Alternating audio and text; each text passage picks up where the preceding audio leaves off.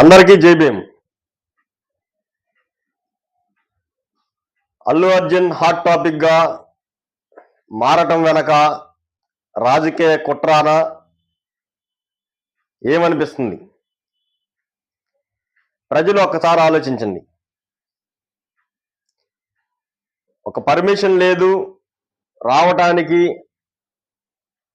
అన్నప్పుడు అల్లు అర్జున్ బయలుదేరినప్పుడు house arrest చేయాలి కదా.